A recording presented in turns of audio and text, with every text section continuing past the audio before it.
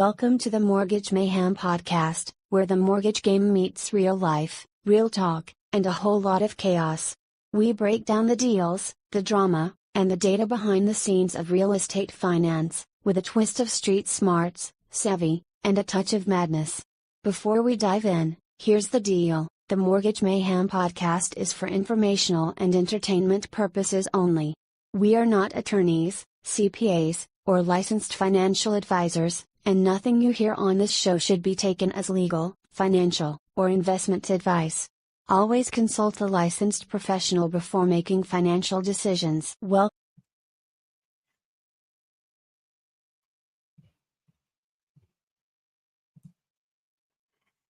Yes.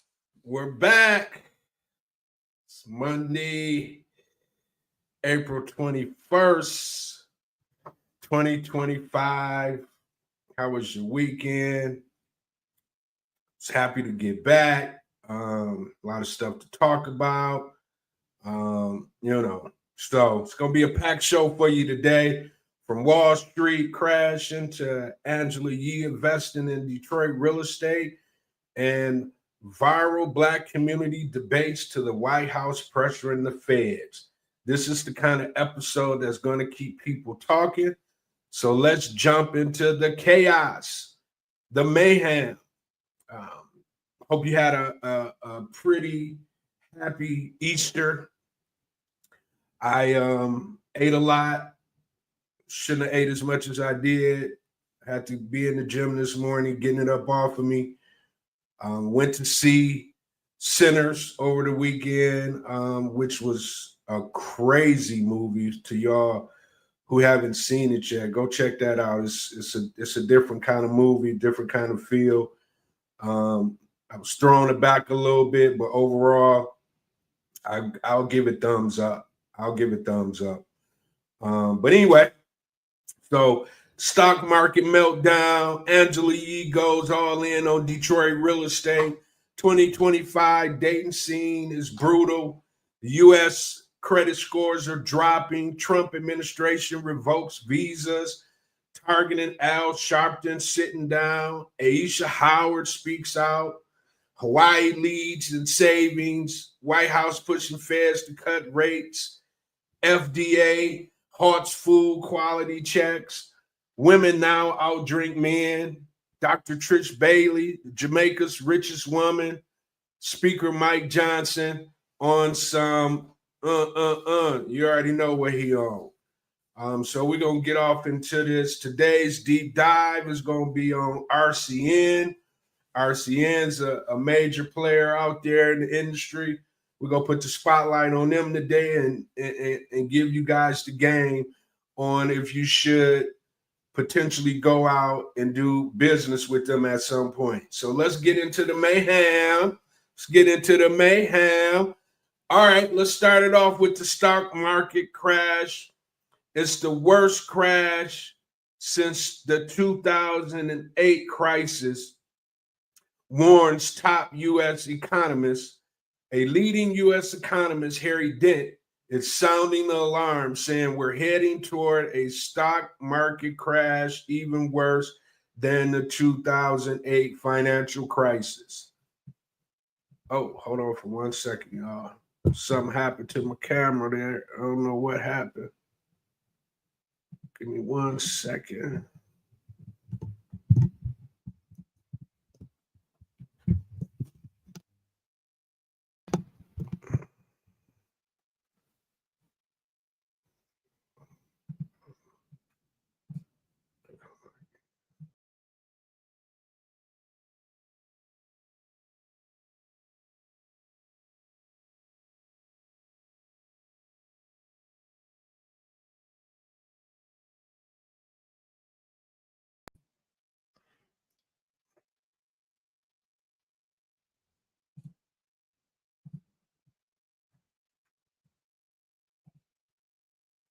Yeah, I'm back. I don't know what happened right there, guys, but when you're in the world of technology, these things happen. So just bear with me.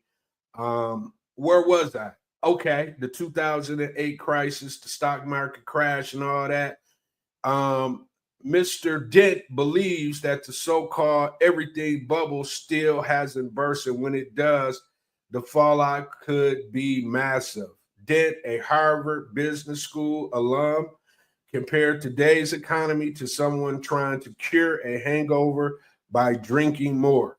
He says for over 14 years, the market has been artificially pumped up with stimulus money far longer than any typical bubble lasts, and that he warns and sets the stage for an even deeper crash than we've seen in decades. I don't know if you guys were around back in, well, pretty sure you were around in 2008, but I don't know if you was in the mix. I was right there working at the bank. And when the crisis came down, nobody was really prepared for it. A lot of people said they kind of saw it coming. And I say BS on that because no one in my circles, and I worked directly at the bank, had a clue. I'll never forget, pulled up and was getting out of my car. And at the time, particular bank that I was working for, big bank, they were shutting down not only my branch, but branches in the whole area. And that particular day, they were literally going to branch by branch. They had semi-trailer trucks out front. It was just a hot mess. I mean, I walked into my office and all I seen was busybodies running around, moving file cabinets, taking computers out. And that was the end of it. That was 2008. And I never forget, it's April 2008 when that happened. And the industry just went into shambles after that. And we all know what happened in 2008, probably all the way until maybe 2012, 2013, before things started to kind of get back to normal. It was a bad time. And they're saying that it could be worse than that. If it gets to be worse than the 2008 crisis, I don't know. I don't even know what to say to that because I would just remember Obama and them having to come in, kind of get things back on track. It was a lot of pain during those years. We couldn't make no money really. The markets was dried up. Money was on the sidelines. I mean, it was just a mess. I mean, we learned a lot during that period of time because, we had to kind of go through the motions because there wasn't no money out there, so it was a tough time. And I just hope that whatever's going on out there in the marketplace, that we could get it together. So that will not happen again, folks. It was bad. I mean, really bad. So let's keep our fingers crossed. We're gonna keep our eye on that. But the market crashing is a thing. So don't be out here thinking that that's not, something that could happen. And if it does happen, a lot of wealth will be lost. There's a lot of angry individuals will be walking the street. 2008, it was so many people lost their lives. A lot of people unalived themselves during that period of time because it was just a mess. And I was right there, just in the thick of it. So I understand what the economist is talking about. And I don't wish that on the country at all. Not at all. But anyway, let's keep it moving. Angela Yee. I know you guys probably know Angela Yee. She used to be on the Breakfast Club with Charlamagne the God and DJ Envy. And then she kind of took her show on the road and created her own show. I don't know the name of her show right off the top of my head, but I seen something that kind of got my attention. I wanted to bring it to the forefront because, like I said, here on this platform, we're going to highlight people. We're not going to be afraid to, talk to people, let people know what people are doing. And these people that I'm talking about, they don't know me from Adam. But if I see them doing, I'm just like that. I'm not a hater by no stretch of the imagination. Don't even know how that came out of my mouth. The word hater. That's just how far away from it I am. So sometimes, when I see things and I think it would be beneficial to my audience, I like to just, bring it to the forefront and talk about it. And in this case, this is, Angela Yee, and she's in my area, the Michigan area. She's up in Detroit. But let's talk about Angela. She's native of Brooklyn.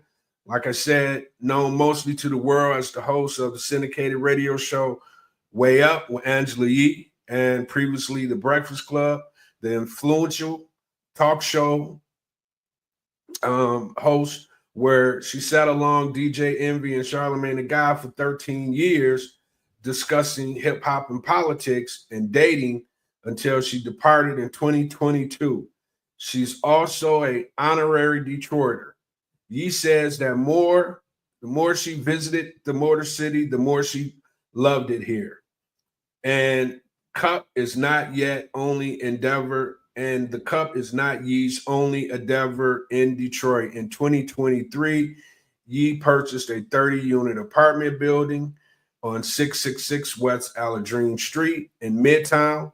For the project, she partnered with Ladies of Hope Ministries founder, Dr. Topeka K. Sam, who reserved 10 of the units for formerly incarcerated women. People deserve a second chance, Yee says. A lot of these women are non-violent offenders. Being mission-driven was important to me. I'm moving into that space where I want to start doing things that mean something to me and that people are grateful to have. She says Detroit has become a second home and adds that she's fallen in love with the city and the residents here. I like seeing people that move from Detroit and move back, she says. I think it's amazing to see all the people that are coming back to Detroit. I understand gentrification so much because I'm from Brooklyn. And I know what that looks like in New York.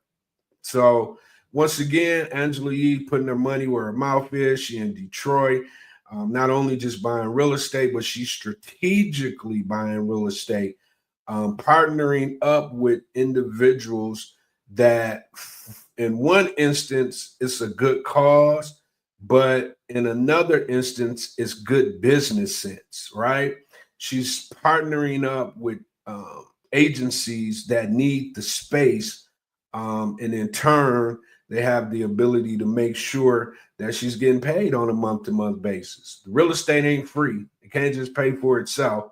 But if it's just like a double whammy, if you can get the real estate, rehab it, which she did, make it pretty, and then actually link up strategically with a partner out there that can bring individuals that need housing into the space and make sure, because of these types of agencies, you'll be able to legitimately be paid every month for the space. So I get it. I think more people are doing this. And if you're not, it's a very, very strategic, great way to handle your real estate, but at the same time, do something that's morally valuable to the community and to yourself, right?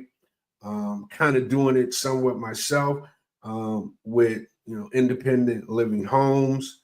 That's another avenue that I've been able to kind of stick my toe in and finding out that is so gratifying, because you get to help folks who don't have the kind of assistance that you have available for them, and at the same time you get to financially benefit from it as well.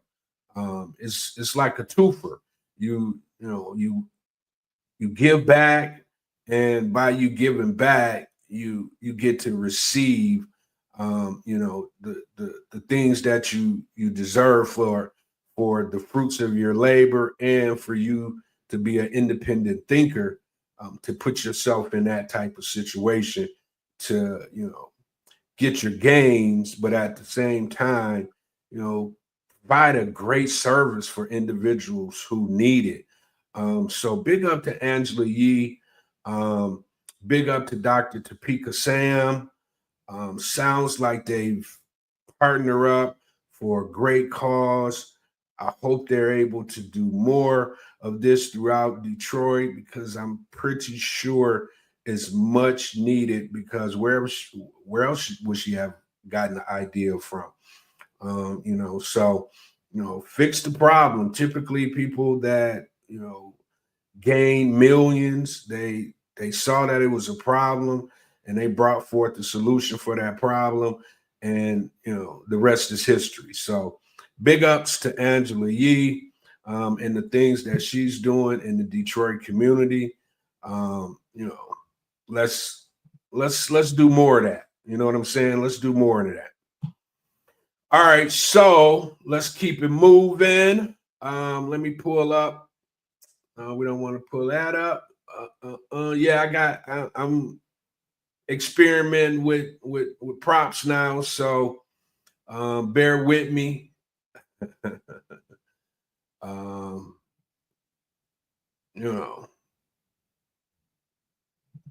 Let's see. No, we don't want to go there.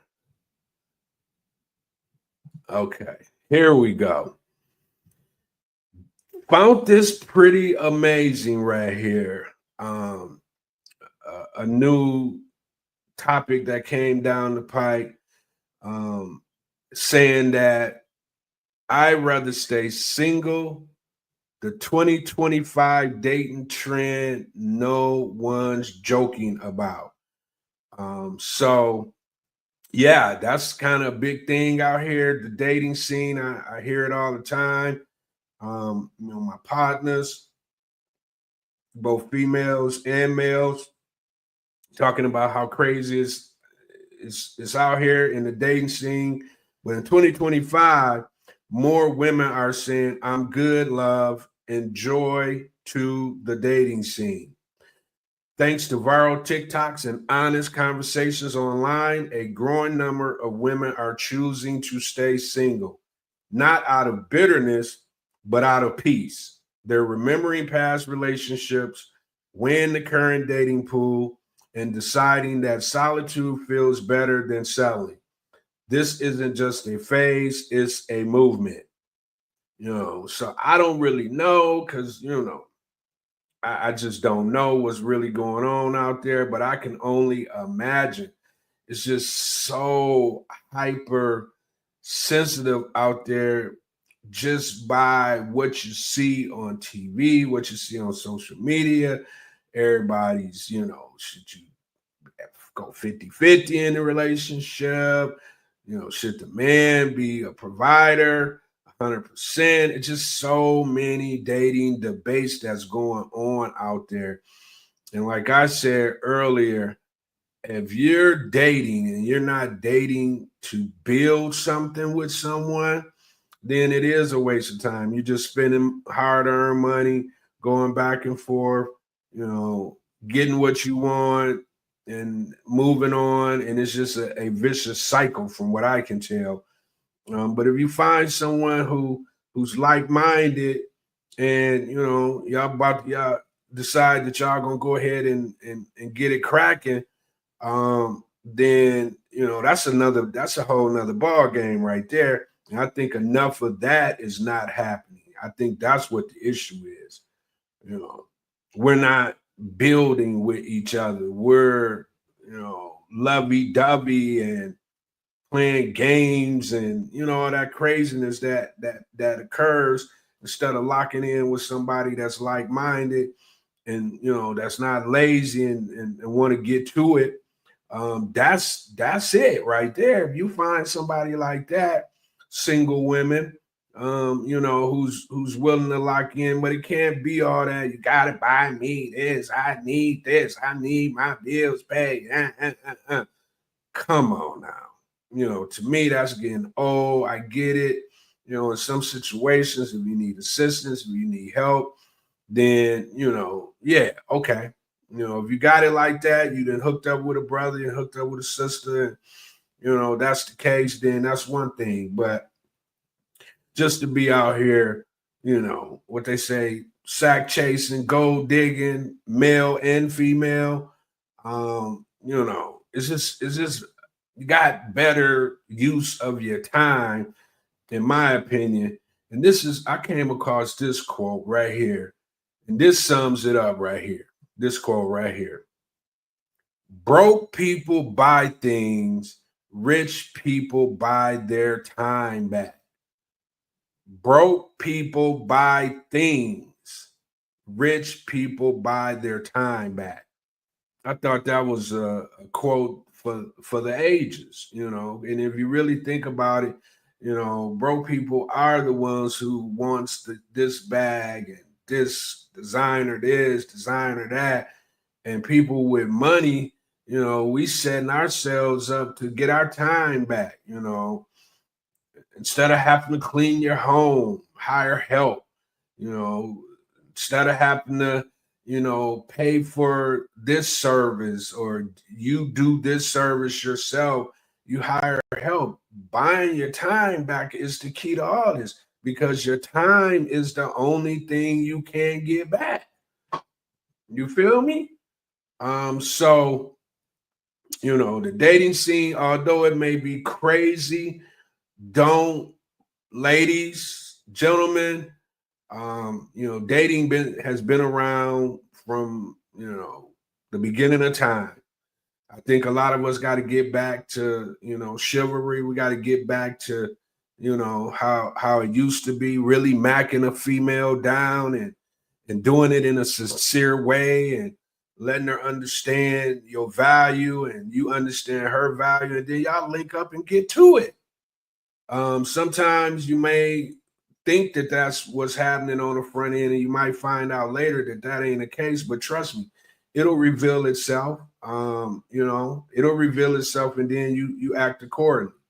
But on the other side of that, don't be afraid to date. Don't be afraid to fall in love, because that's what life is about. You only got one of these. So, if you can find somebody that you can truly invest your time and energy in, and is reciprocal, and y'all got some goals, not just individual goals, but goals that y'all can accomplish together. You got to look at the person that you're dealing with, and if they're hiding things from you and not being on an up and up, then, it might be a good opportunity for you to move on. I think the world today has to be about transparency. You got to be able to chop that up with the individual that you're trying to build with, because you never know. They may have a grand idea that can help you to eliminate some of those things that you might think are baggage or could be a hindrance to the situation. So transparency, communication, emotional intelligence, all that matters. All that arguing, bickering, and fighting and chasing, and, in each other's phones, DMs, and if you're about that business and you're doing everything, you're being the best you for the person that's in front of you, and you can tell that that person is being the best them, then that's the one. Once you see that, you lock in, and you get to whatever you guys are trying to get to, and then you look up, y'all have accomplished major things together, and then you could just live life accordingly. That's what I think. I mean, not to say that I've been perfect at it. I'm still working. What do you call it? Progress. I'm in the progress of working towards being all the way that way, but I'm that way in general. That's how my outlook is. As I move forward throughout, the world and doing the things that I'm supposed to do. That's how I see it. That's how I envision anything that I get myself into. I'm not coming to the table with nothing of the crazy. None. I'm trying to stay focused. I'm trying to be with the person that wants to be with me, and we build and, ride off into the sun. I think most should do the same. So, ladies, don't be discouraged. Everything's going to be good. You just got to make sure that when you see red flags, don't ignore them, pay attention to them, discuss them. And if you have somebody that you can lock in with, lock in. That's the last thing I'll say with that. When you got somebody you can lock in with, when you find that person, lock in, and don't be afraid to date, because you ain't going to be able to find them if you're just sitting at home on the couch. I get it. You want your peace, but find the right person. They'll make sure your peace is protected. All right. Okay. So let's keep it moving. Let's pull this up real quick, and we're going to talk about this. The U.S. average credit scores fall as federal student loan delinquencies return after a multi-year pause. All right. So the U.S. average credit scores fall as federal student loan delinquencies return after multi-year pause. The average U.S. credit score has dropped to 715, making the first noticeable decline in years. This drop comes as missed federal student loan payments are once again being reported on credit reports. During the COVID-19 emergency, a payment freeze prevented these delinquencies from being reported. That freeze ended in October 2024. So people, if you didn't know this, the freeze stopped in October 2024. So if you're not taking care of your student loans, your credit's taking a beat. With a 5-month grace period that expired in February 2025. Since then, student loan delinquencies have started showing up on credit files. According to FICO, about 2.7 million borrowers now have reported delinquencies, and another 5.4 million haven't made any payments since the pause ended, raising concerns that more delinquencies may follow. You see what I'm saying? I mean, that's self-explanatory. You had a minute. Them student loans ain't no joke, and you can't. I don't even know. I think it might be a way to like go into bankruptcy to getting rid of them now, but that's how serious student loans are. No matter what you do, they stick with you. So you got to figure out a strategy to get them up out your world. I know paying them off is the strategy, but until you can do that, you got to figure out a way to get those payments made, because they pull the credit all the way down into the seller. For whatever reason, it seems like that particular debt is the debt from hell. So If you have a strategy, first of all, realize that there's no more you not paying your student loans. That ended in February. So from February up until now, they're looking at what they used to look at before COVID hit. So you got to get back into that same mind frame that you had prior to COVID, because it will damage your credit.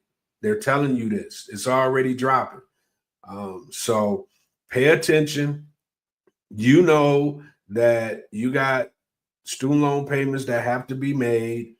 Figure out a way to get them paid on a regular basis, but more so than that, figure out a way to get them paid off. There's many ways to get that done out here in the marketplace right now. We're going to talk about a way at some point here where, we can show you how to make six figures through mortgage brokering, but that's going to be a whole thing that I'm going to bring to the forefront a little bit later. But there's a way for you to make extra money in a very, good way where you don't have to be worried about things like that. You can, take care of your business. You ain't got to quit your job. You ain't got to do none of that, and get you some extra income.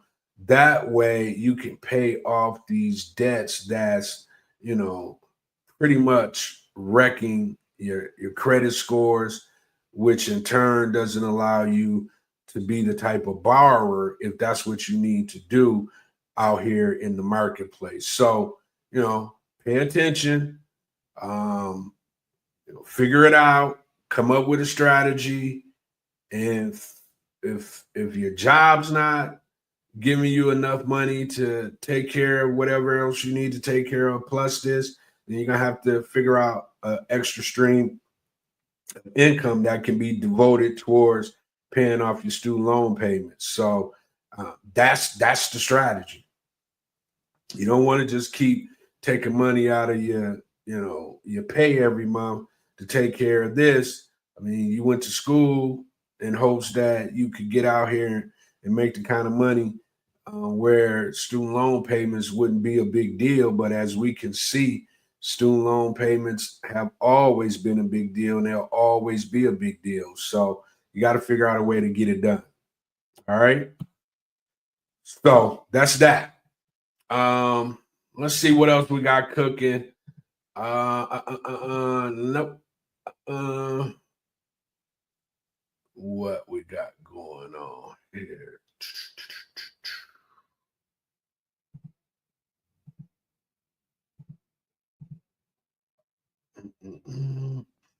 All right, so let's talk about visas being revoked and how the Trump administration is using a travel document to expel students and educators. Now, for hundreds of students already at U.S. colleges and university, it's turning into a one-way ticket back to their home country as President Trump administration continues an aggressive effort to revoke visas and push academics out of the country, whether voluntarily or in handcuffs. Visa programs in the U.S. are complicated with many requirements and conditions, and the State Department says it has broad power to terminate them. How do student visas work? Coming to the the United States for anything but tourism usually means wading through an alphabet soup of visa types. More than 24 for people who do not intend to become permanent residents of the U.S. All three types of educational visas use a government online database called SEVIS, the Student and Exchange Visitor Information System, to allow colleges and universities to provide legally required information to the State Department and the Department of Homeland Security about international students at their institutions. That information includes the students' addresses and confirmation of their academic work.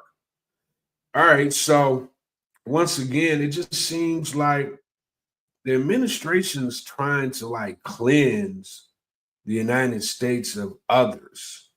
And I don't really understand what that's about because the United States has always been about others. Um, the United States is made of others. It was built by others. So now you're dealing with individuals who are here to get an education, want to get an education, have made sacrifices to be here to get that education, and we're trying to stop them from doing that. I don't understand it. And it doesn't make good business sense for the United States. These people are becoming doctors, lawyers, business people, teachers, the whole 9 yards. And they need these visas in order to, contribute to the United States. I get it. We want to have all the jobs for just the folks here in the United States, but how realistic is that? You know what I'm saying? How realistic is that? So I just don't understand DEI. I don't understand visas being taken away from students. To me, it seems like it is a negative sum game to me. So I don't understand why we're playing so many negative sum games as if these folks are doing things that's stopping them from being productive in a country where being productive is smiled upon, not frowned upon. So I don't really understand what's happening with our government. It's starting to feel a little shaky to me. We're going to see how it pans out because once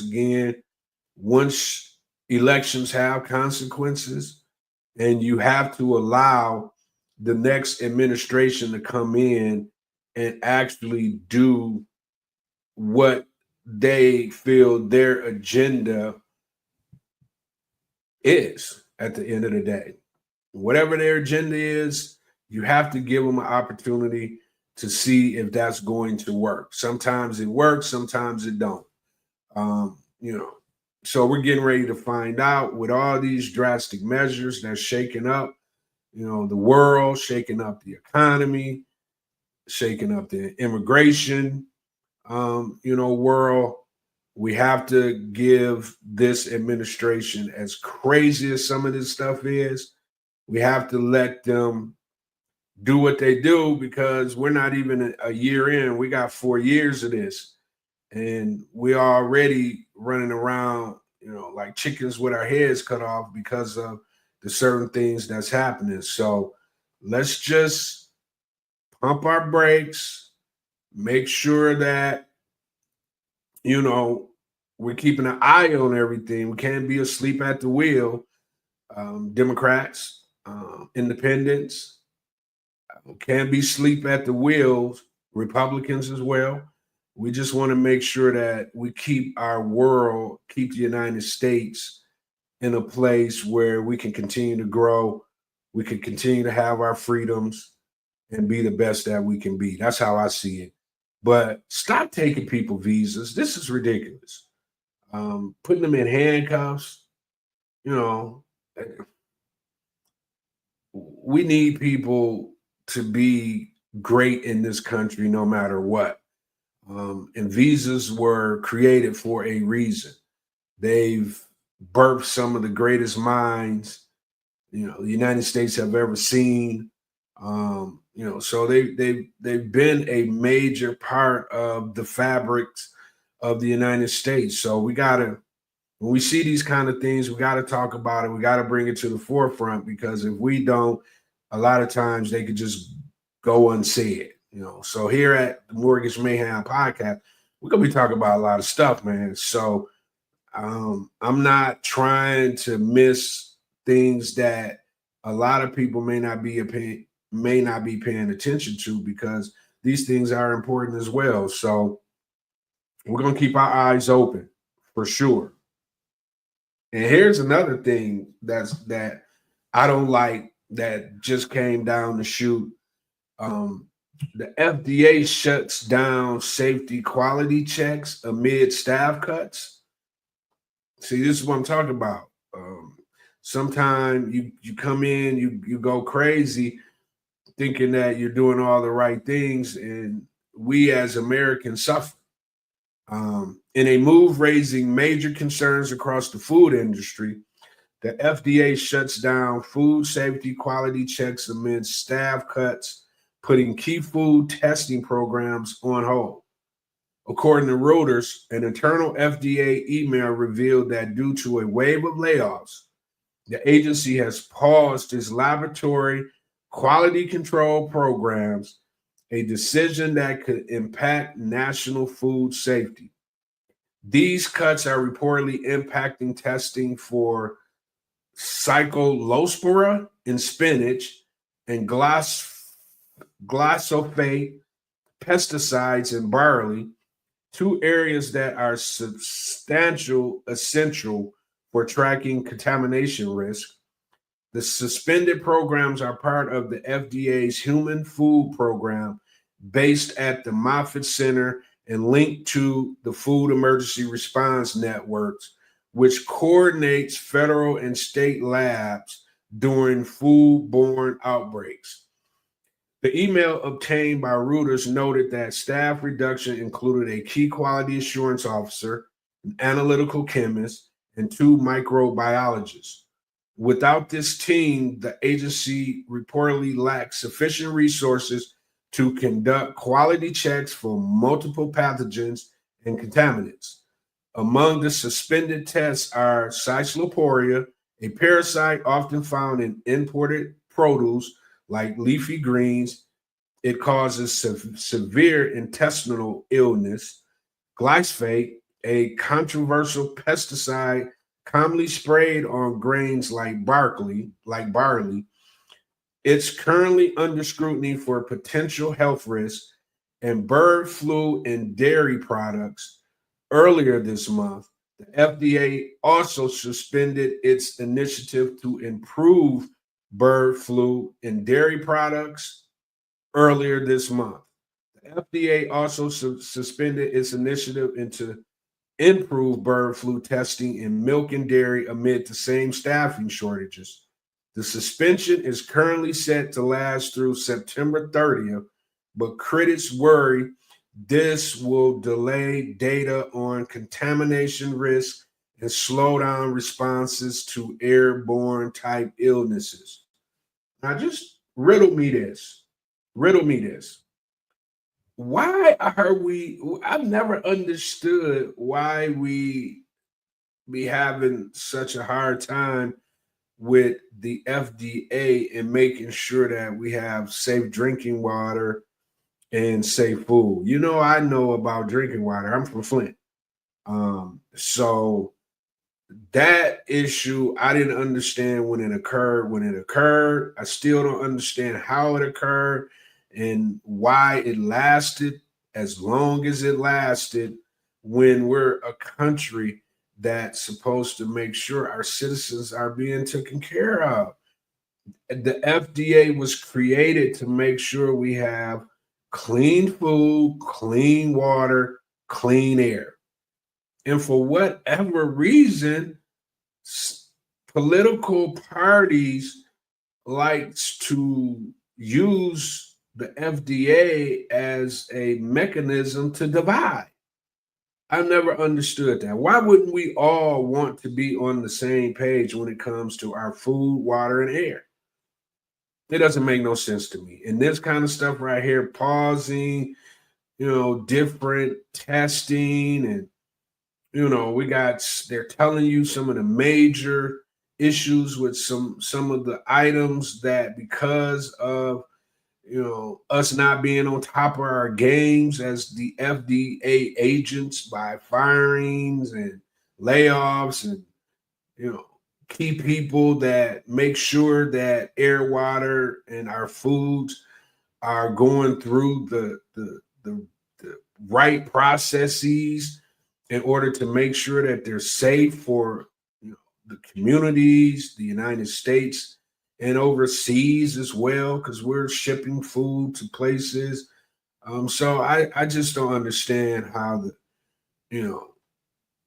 because we're going on a cutting job spree, that the things that we're not really paying too close attention to are being affected. Your food, water, you just think those things are going to necessarily be taken care of because you have people like the FDA in place to make sure that they're being taken care of. As we can see, they're not. So once again, we're going to talk about everything here. I don't know who might be listening. So, just based off of my dialogue and my opinions, not to say they're going to stop anything or help anything, but as long as I get it off my chest, I can sleep at night. And I don't like the fact that we're shutting down quality checks because of staff cuts.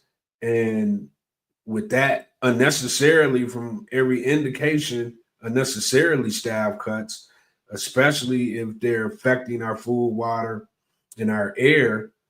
We got to do a better job. We just have to do better. I don't know why we can't be great in all aspects. It's like right there in front of us. Like, why would you fire microbiologists? Why would you do that? I don't get it. Why would you fire analytical chemists? Just the word analytical chemist is so profound. Like, they don't have jobs. Like, and they don't have jobs at the FDA that is, making sure we have clean water, making sure we have food, clean air. That's mind-boggling to me. So anyway, let's keep it moving. What's up with this? New medical study finds young women aged 18 to 25 are binge drinking slightly more than men of the same age. What's going on out here, women? Y'all out here getting your drink on more than men? So the new medical study finds young women's age 18 through 25 are binge drinking slightly more than men of the same age. A recent JAMA, Journal of the Medical Association, study found that young women ages 18 to 25 are now binge drinking slightly more than men in the same age group. Overall, binge drinking and alcohol use among Gen Z has declined compared to previous generations. However, among those who still binge drink, women have surpassed men, a reversal of previous trends. Binge drinking is defined as 5 or more drinks in one sitting for men and 4 or more for women. The narrowing gender gap binge drinking is seen as concerning because women are more vulnerable to the negative health effects of alcohol due to biological differences. The decline in drinking among young people may be linked to cultural shifts. Drinking is no longer viewed as a typical part of growing up. Additionally, the COVID-19 pandemic may have reduced social drinking opportunities, leading to change habits. Early drinking behaviors can be a strong indicator and predictor of long-term alcohol use patterns. All right, folks. Binge drinking, both. Look, alcohol is tricky. You want to be celebrating in certain cases, but if you're out at the bar and you're binge drinking, you're drinking 4 or 5 drinks, you're drunk.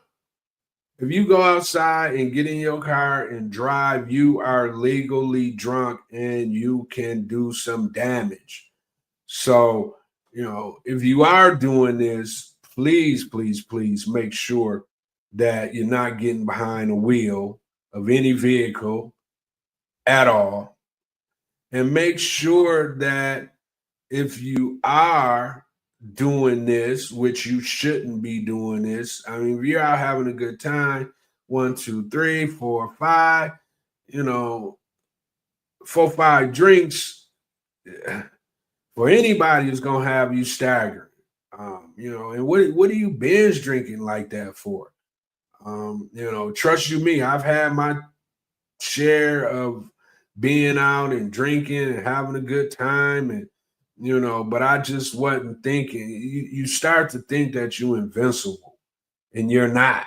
You can easily, you see it all the time, these accidents, these people dying, kids dying, ladies, husbands, wives dying in these car crashes because somebody's in a bar somewhere, club somewhere, or at home somewhere binge drinking. So I want to be on no soapbox about this, but ladies, come on now. Typically men would be, in these bars drinking crazy heavily in hopes that they can have enough confidence to get to you women and potentially have a good conversation that could lead to whatever.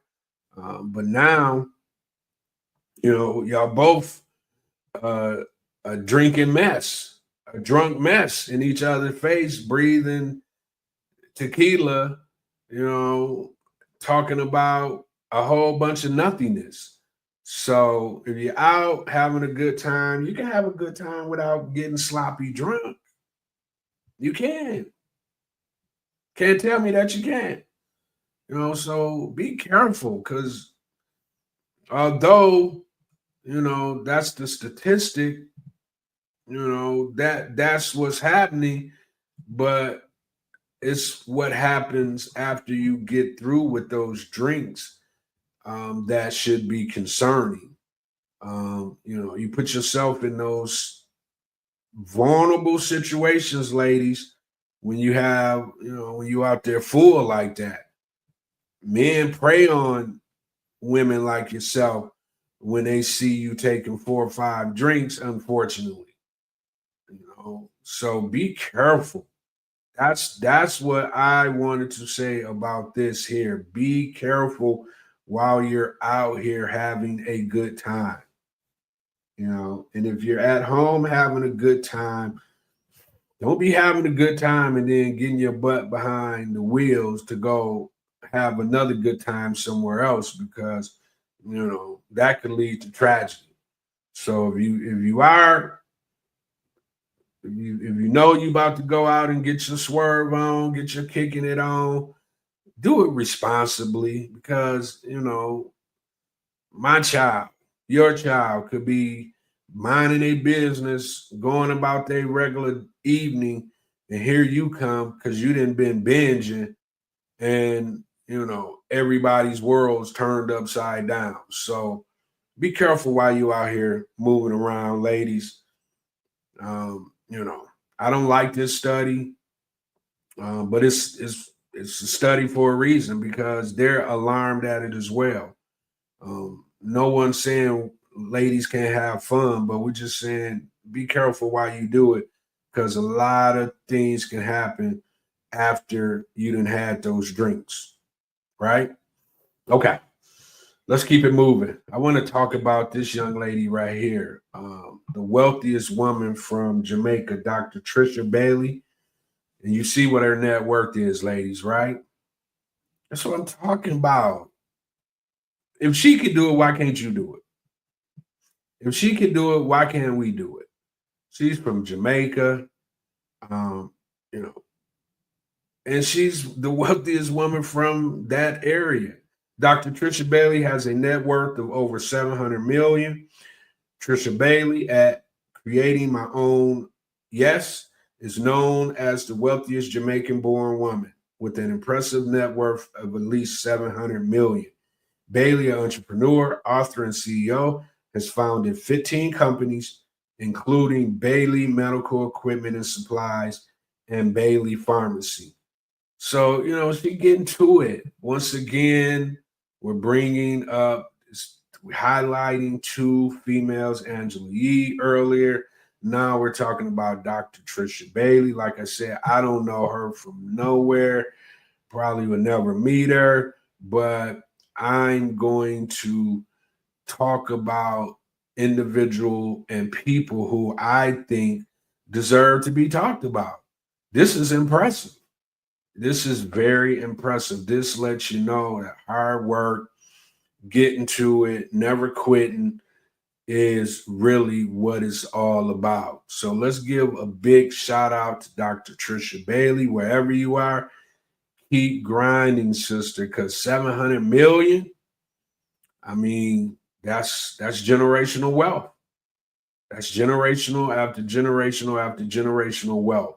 So she can pass away tomorrow and her grandkids going to be squared away because of the work that she put in here today on this earth, right? That's what it's all about. We got to stop being selfish, thinking that we're just going to do enough just for us. No, you gotta get to it to the point where when you walk away, you know how hard it was, for us to not be a part of generational wealth and not have anything passed down to us, not an inch of a head start, not an inch of help. We had to just all get it from the mud for the most part.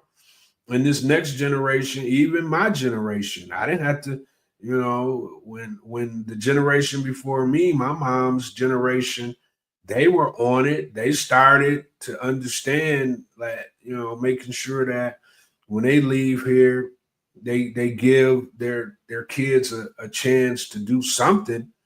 And now it's our turn to make sure that the same thing happens. We can't be the generation that doesn't leave generational wealth. It just doesn't make sense. And once again, it's biblical. Not to get all biblical on you, or to get biblical on you.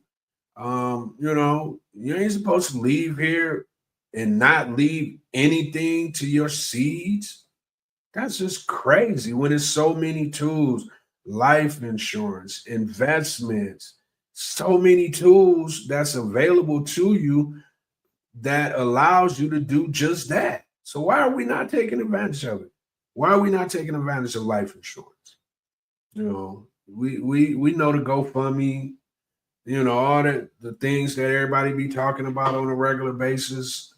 All that's because we're not taking advantage of the tools that's here to make sure when it's our time to go that those things are in place.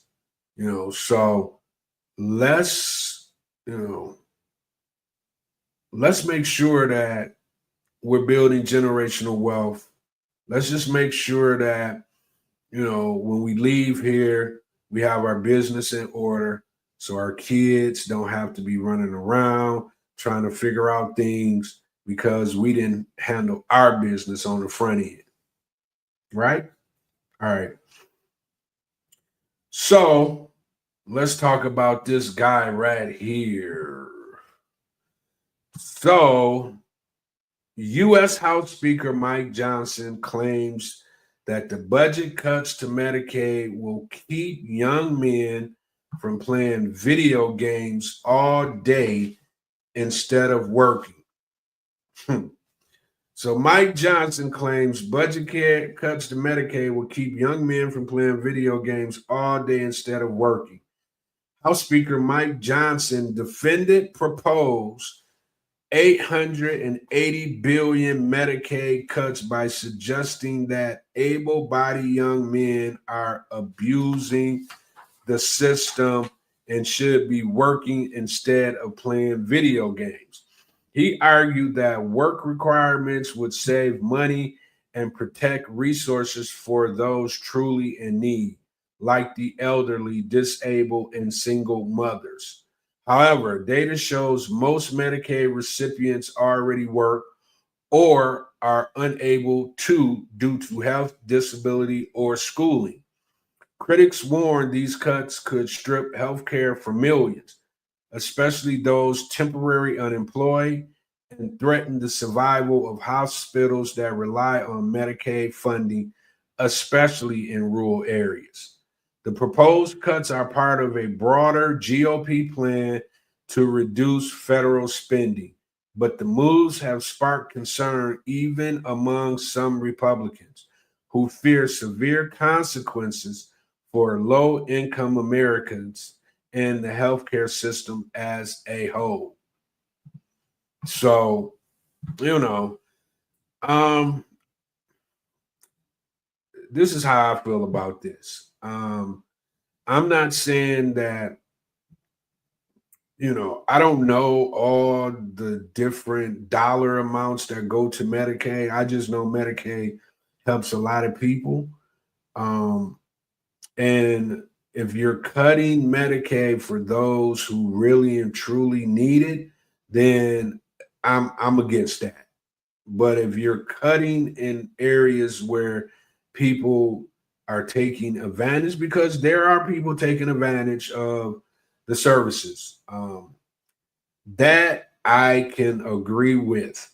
Can't be taken advantage, because when you take advantage of the services, that's just money, less money available for those who actually need the services. So if you're out there doing what he's saying you're doing, then shame on you.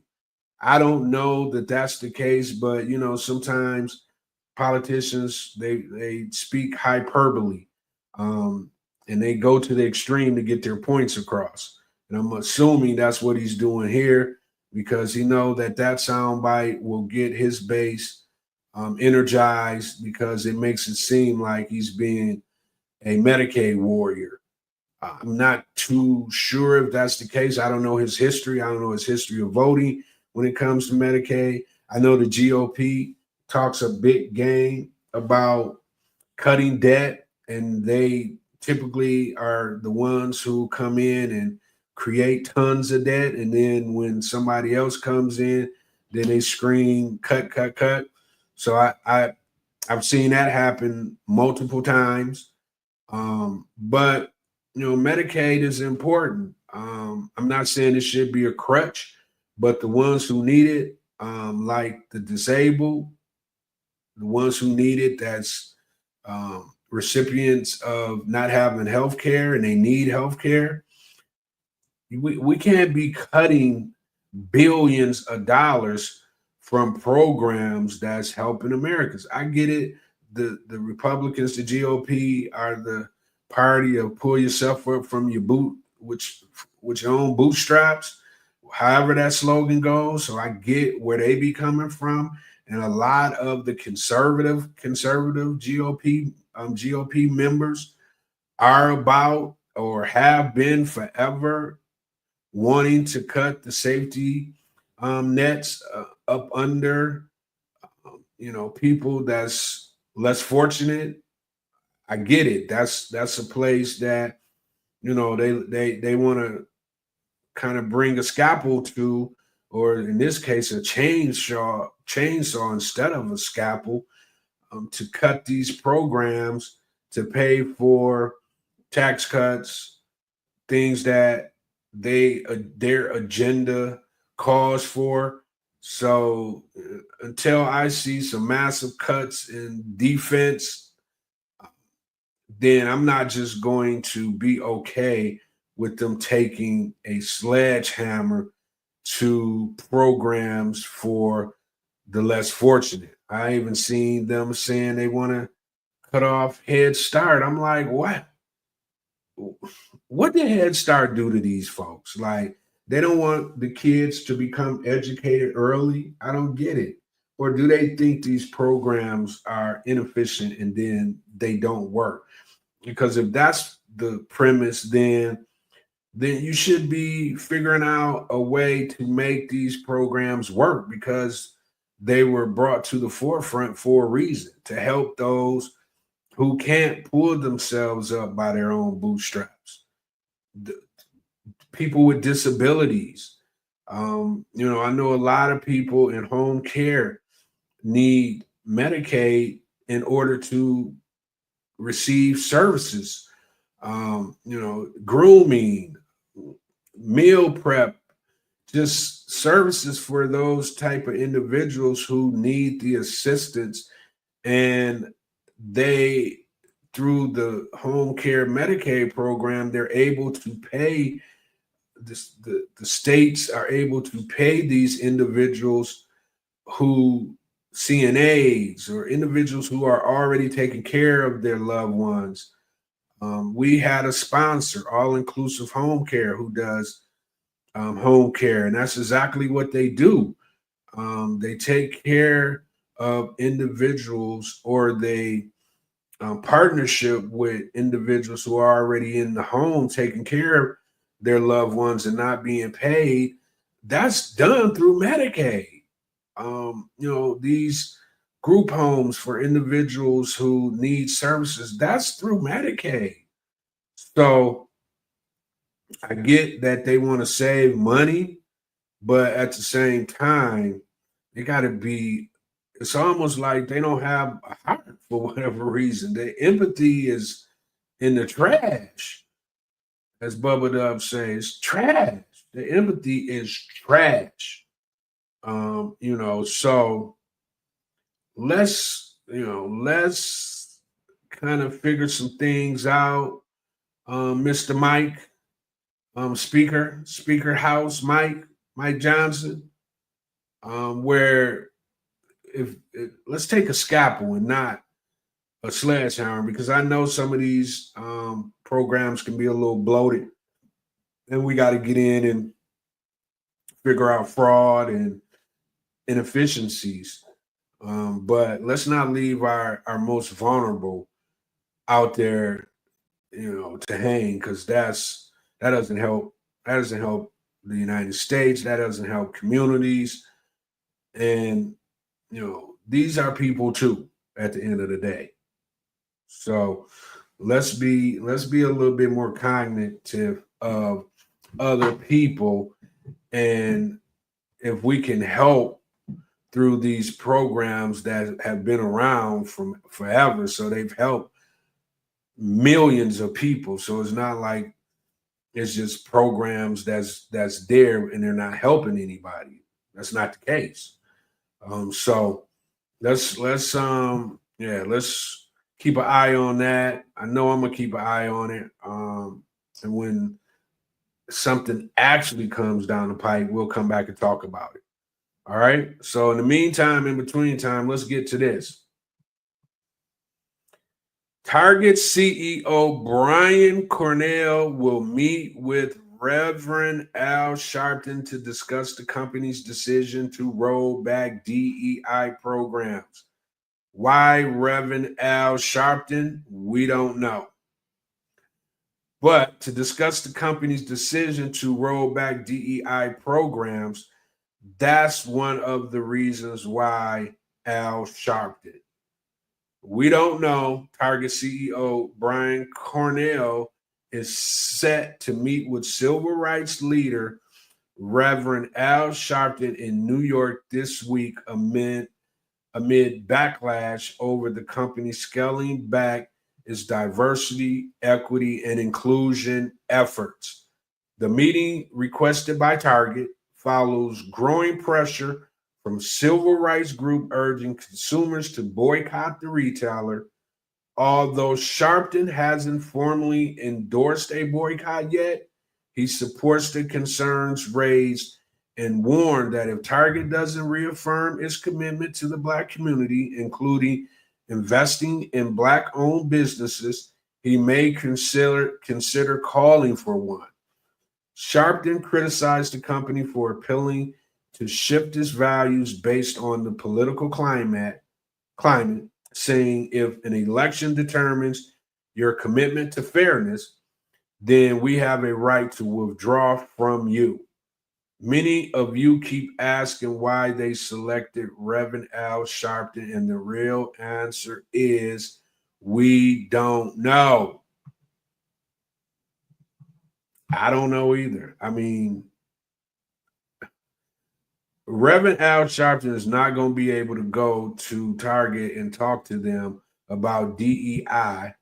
And if they're not going to make any changes, him come back to the Black community and pretty much try to pitch the Black community on anything outside of them not switching their policies.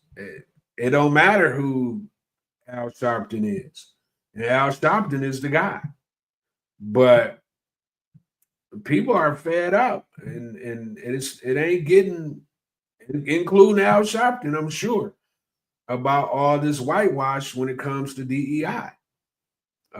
They're just fed up with it, and companies are going to continue to take a beating. They see what a lot of companies hope, just people in general.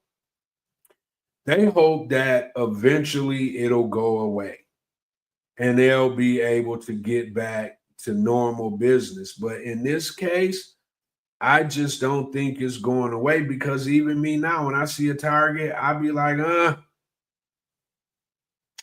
if I Home Depot, I'd be like, Anybody that's been on that roster of companies that, decided that they feel like everyone shouldn't be at the table, I got a blind eye to them. I'm looking sideways at them, because prior to that, Target was doing just great with the DEI initiatives. No, here's the crazy thing about DEI. I haven't heard anybody screaming about DEI anything until this new administration, who wants to stop schools from talking about history, who wants to ban books, just a number of things that make you feel like you're in a dictatorship, so to speak.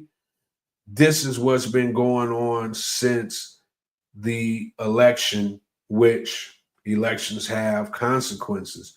But we're not going to just allow whoever's in office to turn the country into a dictatorship or a kings and queens type of royalty environment, because we've been free for too long.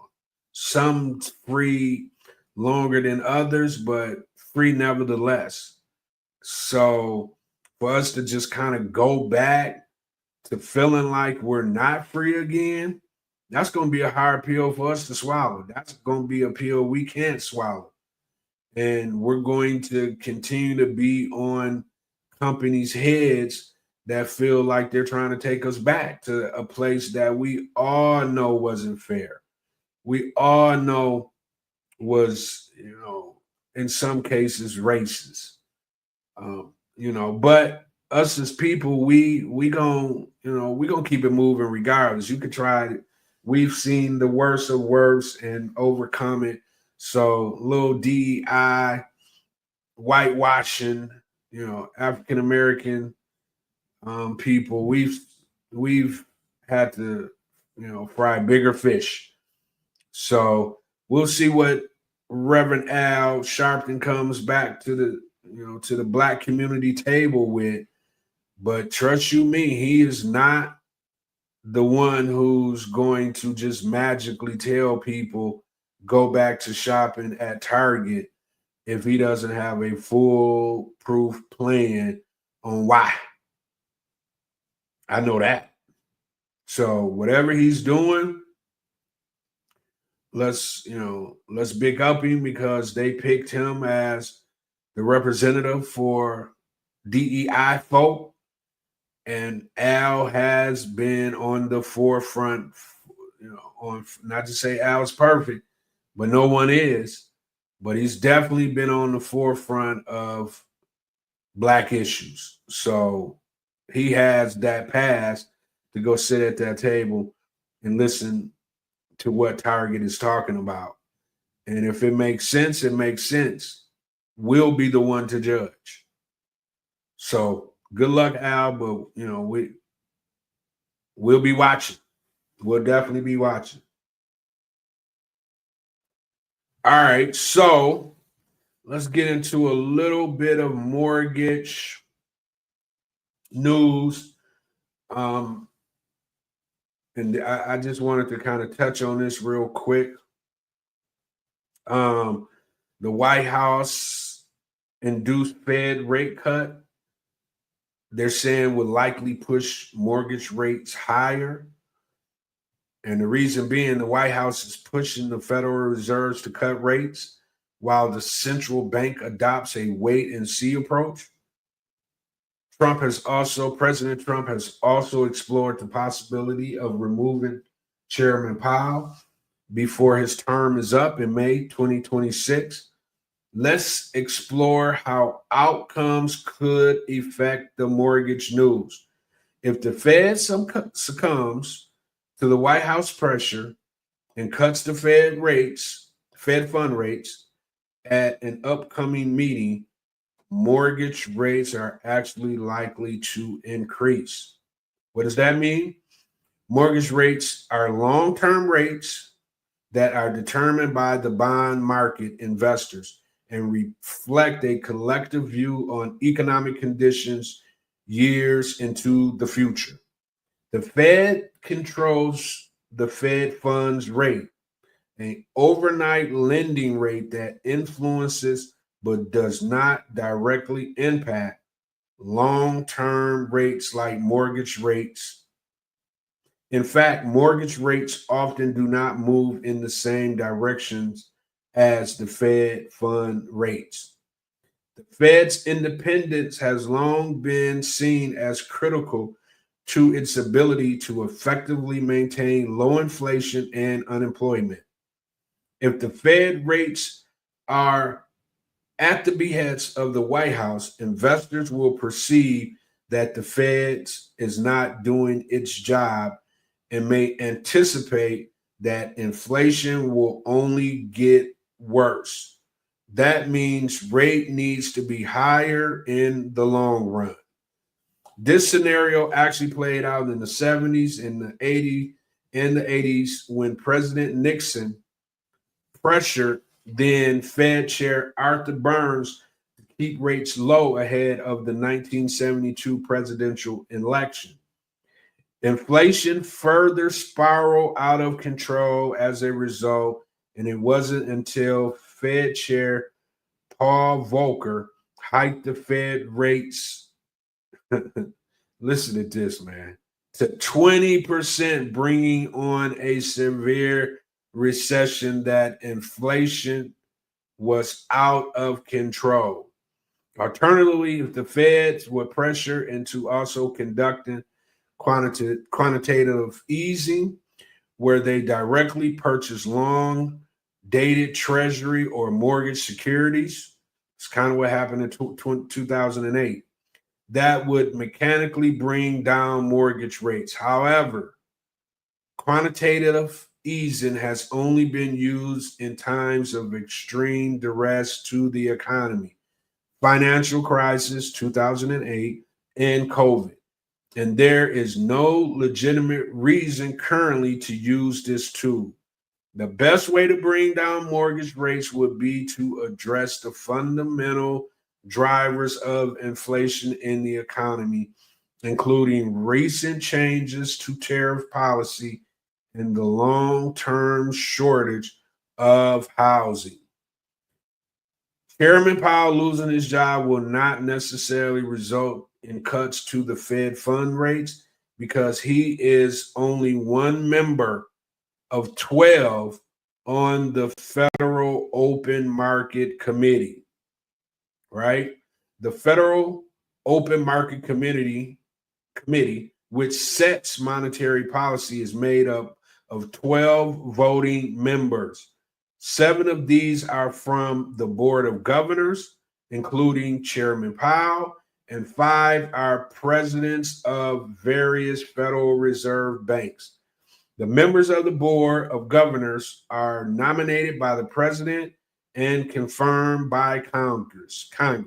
However, the presidents of Federal Reserve banks, 5 of whom whom vote on the FOMC at any given time are chosen by each bank's board of directors and confirmed by the board of governors. Historically, the Fed chair has outsized influence over the Federal Open Market Committee. However, that need not be the case. If the Fed chair were to be seen as responding to political influence, the other chair members may well vote against them. So the Federal Reserve is supposed to remain independent. And I get where the president is coming because he's from the real estate market. So he wants the rates to go down because that's just going to spur more investment.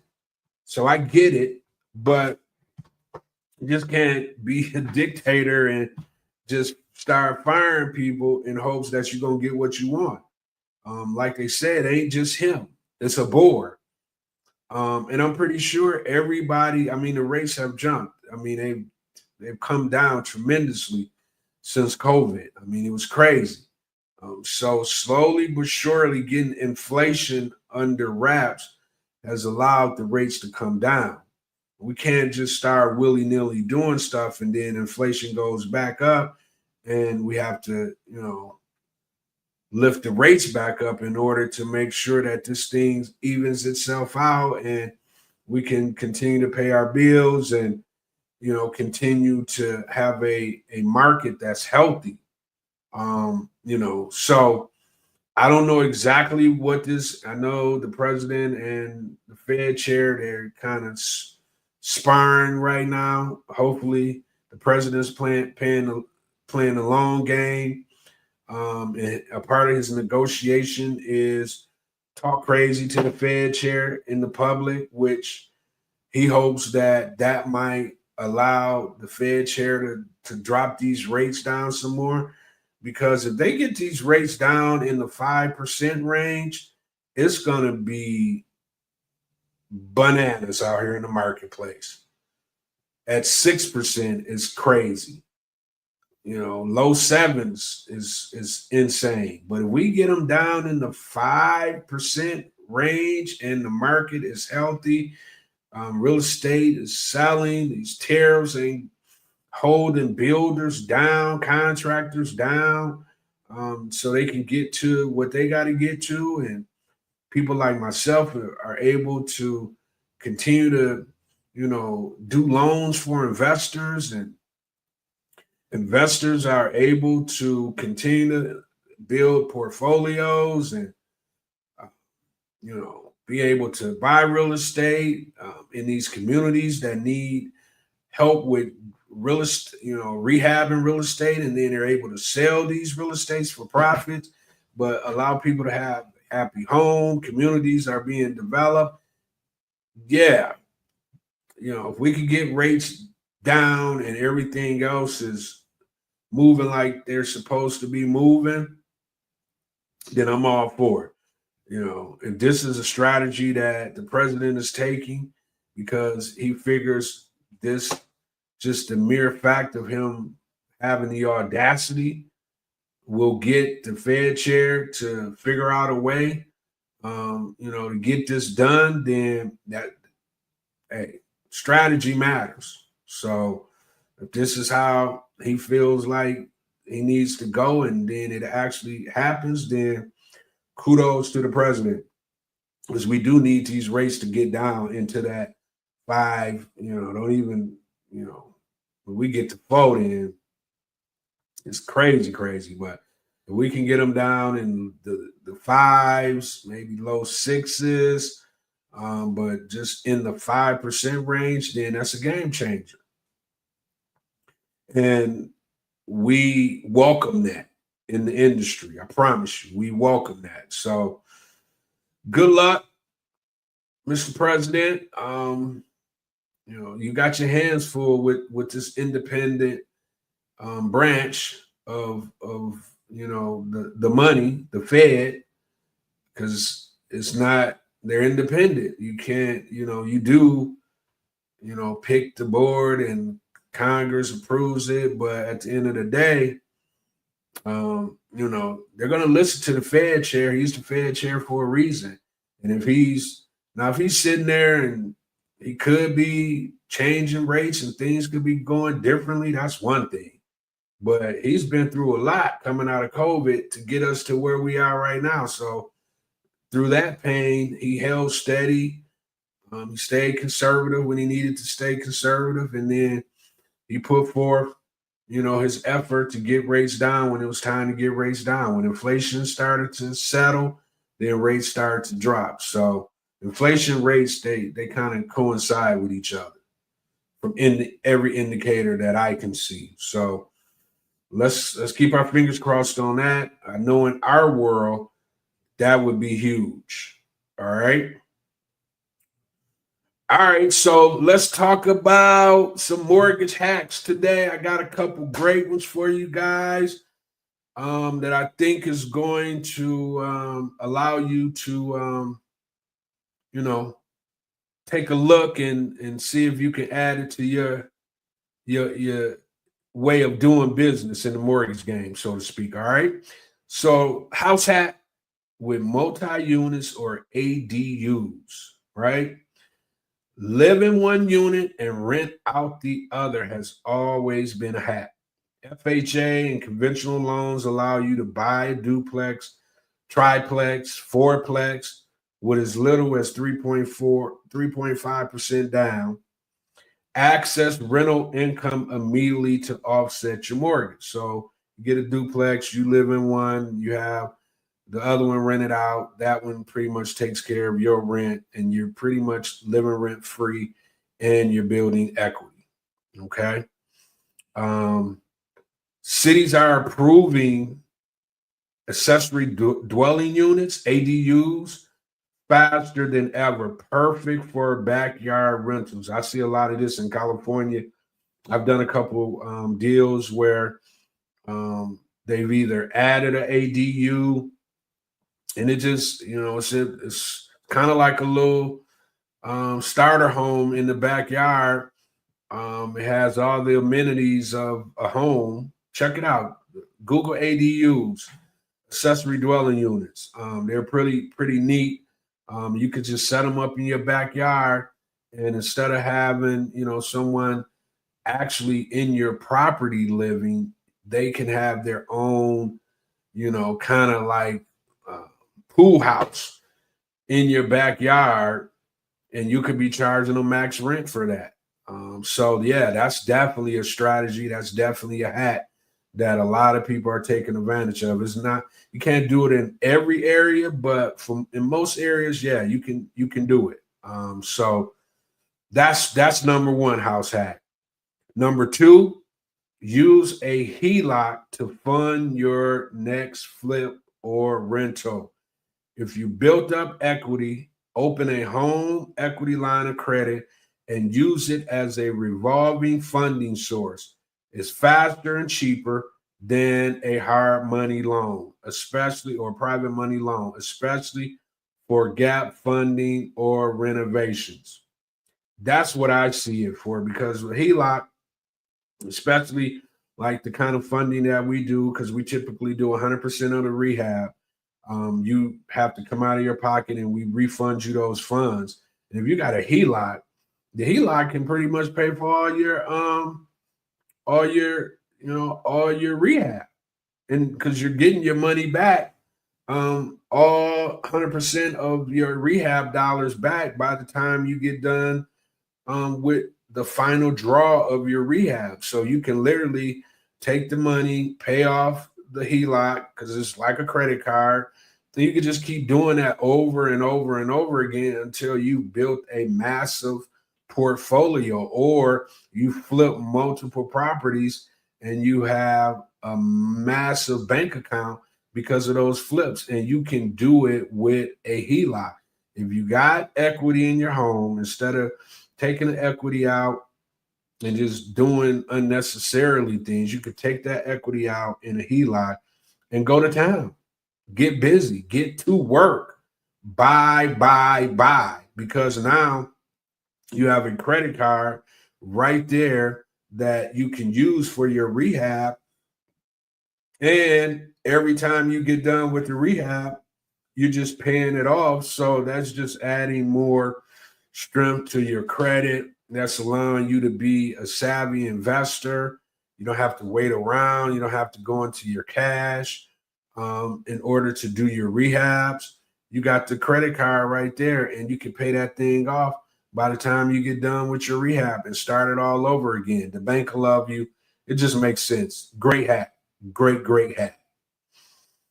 Look for tired landlords for public records, pull public records for landlords who've owned their properties 10 plus years. Many are ready to retire or offload at a discount. Send a simple letter or knock on doors. The deals are out there. Tired landlords. If you're trying to build a portfolio, realtors aren't just getting it done, or you just want to have multiple places in order for you to be able to get two properties. This is a perfect way to do it. They just giving you all kind of game right here. Pull some public records. Landlords that's had their properties 10 plus years, typically they're ready to cash out. You can get them at a discount. It's kind of layup-ish. They got equity.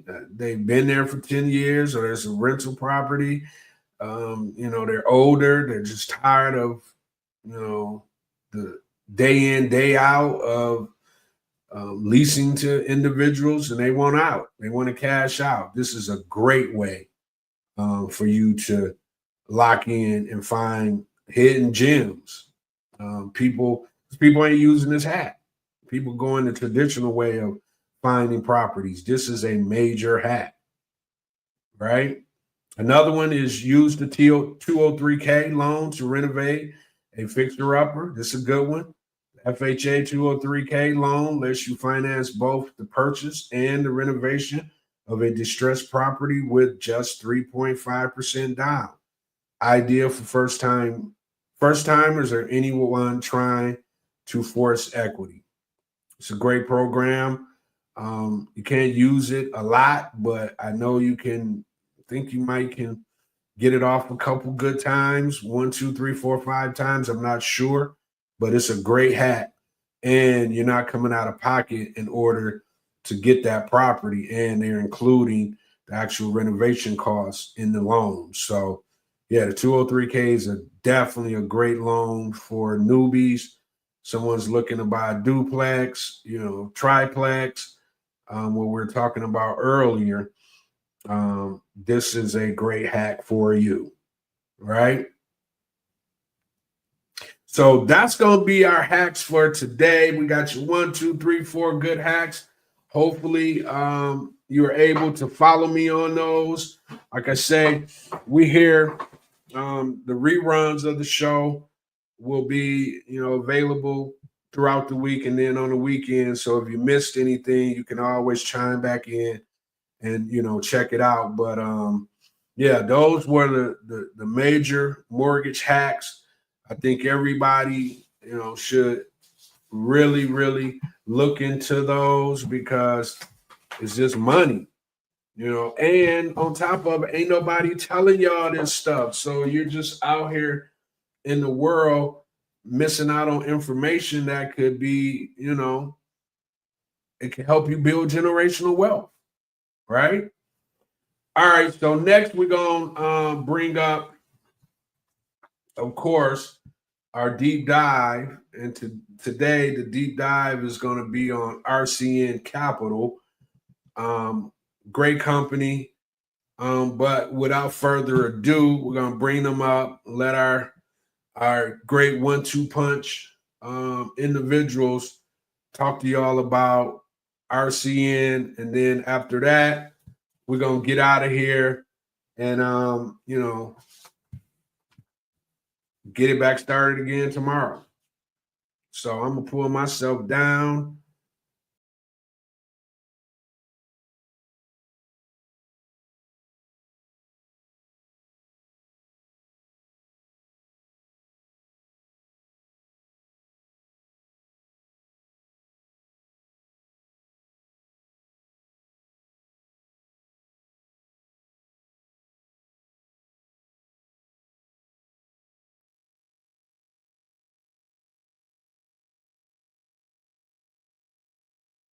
Welcome to the deep dive.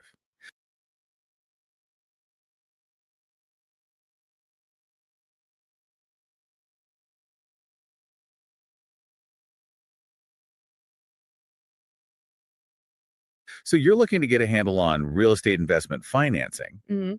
and you pointed us towards RCN Capital. They're a private direct lender, been around since 2010. Yeah, that's right. And think of this as, a way to quickly get up to speed on what they do, what it means for someone exploring this space. Right. We've got their website info, details on their loans, fix and flip, long-term rentals. Yeah, What else? multifamily, even ground up construction, plus how they operate as a direct lender, their focus on partnerships.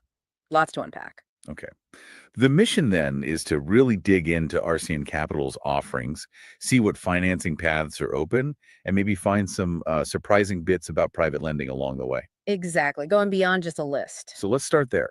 RCN Capital, they say they're a private direct lender nationwide Yeah. since 2010. Why does that direct part matter so much? Well, that's really fundamental. Being direct means they are the source of the money, RCN Capital. Okay. They're not a broker, not a middleman finding you a loan elsewhere. They use their own capital. Which means Often a smoother process, probably faster. Mhm. You're dealing right with the folks making the decisions, holding the purse strings, no extra layers. makes sense. Your application isn't bouncing around, it stays in-house. They say yes or no. Pretty much. Okay. Now, they seem to have a whole menu of loans for investors. What are the main categories you're seeing? They've kind of structured it around different investment strategies and timelines. You've got the short-term stuff first, like their fix and flip loans. Pretty clear what that's for. Buying, rehabbing, selling relatively quickly for those quick turnaround projects. The classic BRRRR, or just flip strategy. Got it. Mhm. Then they also list new construction, ground up. Yeah, ground up construction. That's definitely a different level. How so? Well, it's for building from scratch, right, Yeah. from the foundation. It's interesting they finance that early stage, shows they understand development. But probably involves a different kind of risk assessment than just to rehab. Oh, absolutely. Different calculations, different potential rewards and risks. Okay.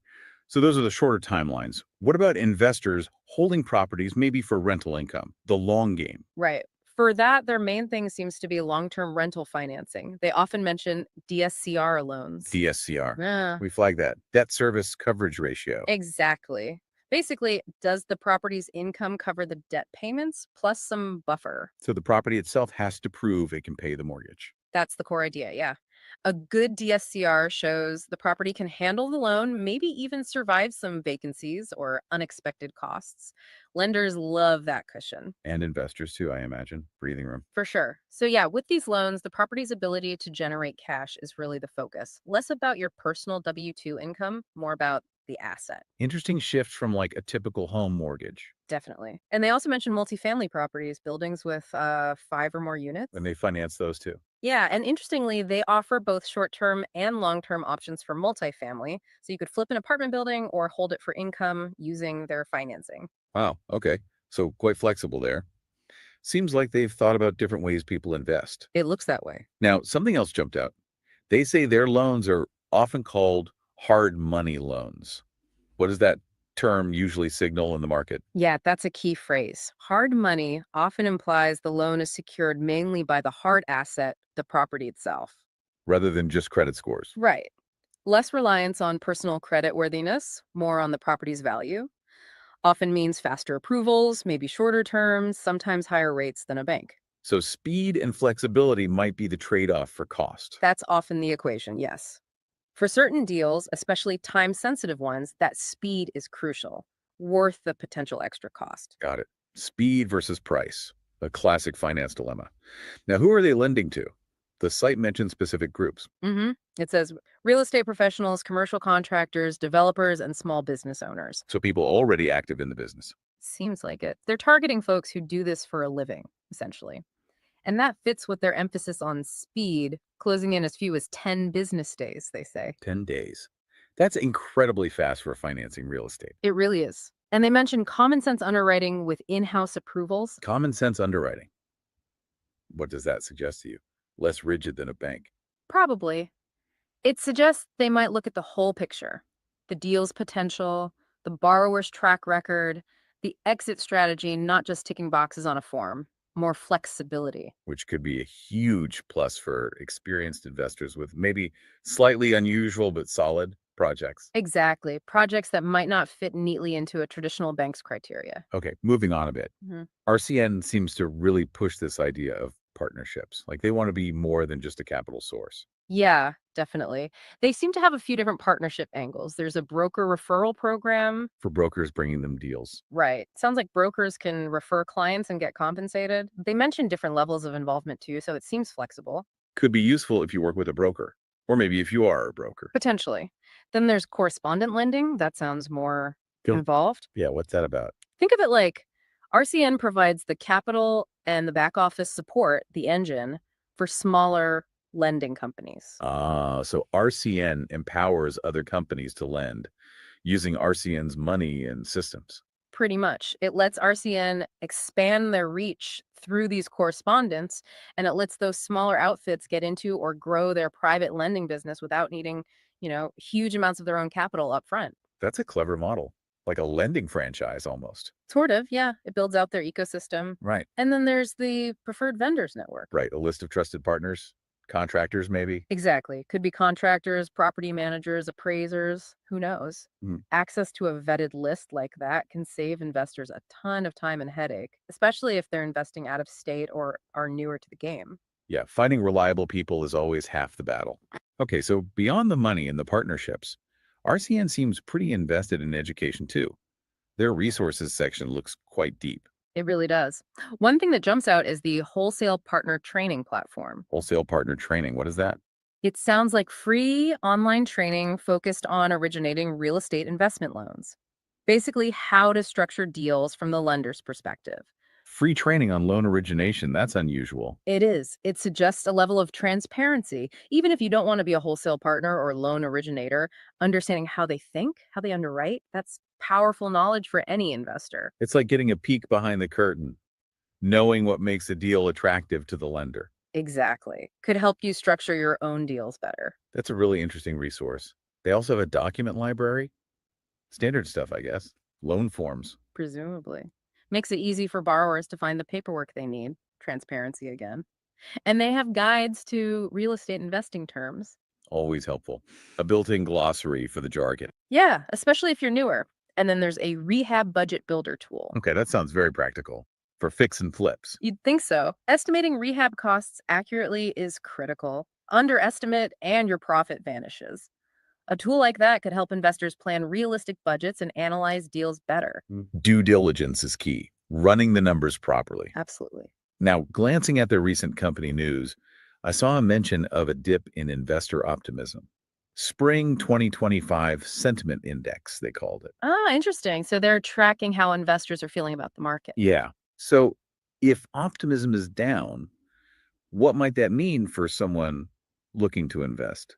Opportunity or caution? Good question. It could mean a couple of things. Maybe a cooling market, maybe more uncertainty. For a smart investor, less optimism could mean less competition, potentially better buying opportunities. Fewer bidding wars, maybe? Could be, but it also signals, maybe proceed with a bit more caution, do extra homework, be conservative with your numbers because the market might be shifting. Makes sense. Less frenzy, but more need for careful analysis. The other article was about brokers paying attention to the new construction boom. Why now? Well, there might be strong demand for new homes, maybe driven by demographics or lack of existing inventory in some areas. For brokers, it's more potential business. Right. For investors, it might signal opportunities in development or financing new builds. And since RCN offers that ground-up construction financing, They're positioning themselves to ride that wave. smart. Shows they're watching the trends. Okay. One last detail. Lending areas. Yeah. They list offices in California, North Carolina, Connecticut. But they say they lend nationwide. Yeah, that's important. Physical offices are one thing, but their actual lending footprint covers the whole U.S., apparently. So location shouldn't be a barrier if you want to work with them. Seems that way. All right, let's try and wrap this up for our listener. The key takeaway seems to be RCN Capital is positioning itself as a go-to nationwide direct private lender. Right. With a pretty wide range of loan products for different investment plays, short-term flips, long-term rentals, multifamily, new builds. And they emphasize speed, that common sense underwriting, maybe more flexibility than a big bank. Plus, a real focus on partnerships and resources. That free training platform is definitely a standout. Yeah, that training piece is intriguing. Even if you're just borrowing, understanding the lender's side seems really valuable, like getting insider info. Totally agree. It helps you speak their language, structure your requests effectively. So for you, the listener, as you dig deeper into private lending with RCN or others, it seems crucial to really compare the specifics, right? The actual rates, terms, fees, eligibility for your kind of project. Absolutely. Compare it against traditional bank options if those are available to you. See where the trade offs lie. Which leads to maybe a final thought. Yeah. How much is that speed and potential flexibility from a private lender like RCN truly worth to you? How does it change your ability to jump on a deal quickly versus the potential difference in borrowing costs? That's the core calculation, isn't it? Weighing the speed and access against the price, something definitely worth mulling over as you explore financing options.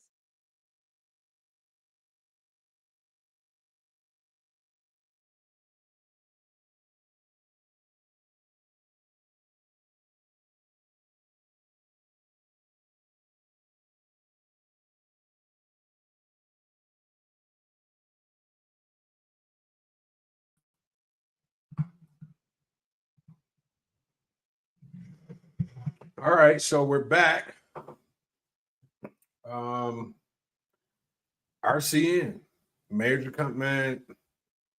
At some point, once y'all catch on to all the game that I'm giving y'all, y'all are going to really think I'm giving y'all not just like regular, just keeping our pulse, our finger on the pulse of what's going on a regular basis in the world, period.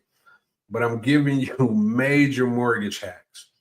And then I'm connecting you to a pipeline of companies that if you're listening and paying attention, you can literally create generational wealth through the mortgage investment investor real estate game. You're not gonna be you're not going to be able to get this information from anywhere else. No one's doing this. I promise you, I've done the research. I'm a research guy. So I've seen and looked around to find out if anybody's in the that's why I'm in the space. Cause I'm like, why is nobody educating our people or people in general, not just my people, but people in general about how to get to this money. I've been in the game long enough. I've seen so many people become successful doing this, including myself, including a ton of friends. A lot of friends still haven't, though, that I talk to on a regular basis, and this is what I do. And you would think they would be at some point like, man, just show me the blueprint because I got the blueprint. I've done this since 2008 as far as on this side of the world, but as far as mortgages, even longer than that. So yeah, RCN is definitely one of those lenders. I've done business with them. I closed deals with them. And they are one of those ones in this industry, you got to be careful because a lot of times people claim that they can, close on your deals and they don't have that capital to see a deal through, get you to the closing table, walk away. It's a lot of mayhem in this business, and RCN just happens to be one that, not to say that they're perfect, but they do close loans, and that's really what's important. So reach out to RCN if you can, or better yet, reach out to me, DM me if you got further questions or you're curious about something, and you'll find out as far as what I'm saying when it comes to you having access to someone who has all the access. Squad as a kept guy, I'm a bad boy in this game. I got all the access. I know all the players. I've been doing this long enough to be deadly, which I am. So I'm not going to, stuff it down your throat. I'm going to just keep doing it this way, just gingerly feeding you. And eventually we'll build this channel. We'll build this platform up. We'll build my YouTube, channel up. We'll build the podcast up. And, we'll have an audience who understands what it is that I'm bringing to the table, right? So we're going to call it a day. That's it. For the Mortgage Mayhem, if you learned something, you laughed a little, or just got mad, hit that subscription button, share the podcast, and pull up with us again tomorrow. We're live every Monday and Tuesday from 12 p.m. to 2 Eastern Time. You don't want to miss this mayhem. I mean, like I just got through saying, we're just chopping it up for the audience. Since we went a little long today, we're almost at 2 hours. It was a lot to, cover coming into a Monday. So, it's pretty much Tuesday to Monday of information that I have to bring to the audience, but it's worth it. I want to keep you guys educated. I want you to know what's going on in the world, and I also want you to know what's going on in the marketplace. So that's what I'm here for. So until we meet again, I say sayonara, and I look forward to talking to you guys again tomorrow. It's the Mortgage Mayhem podcast. This is G Money. I'm out.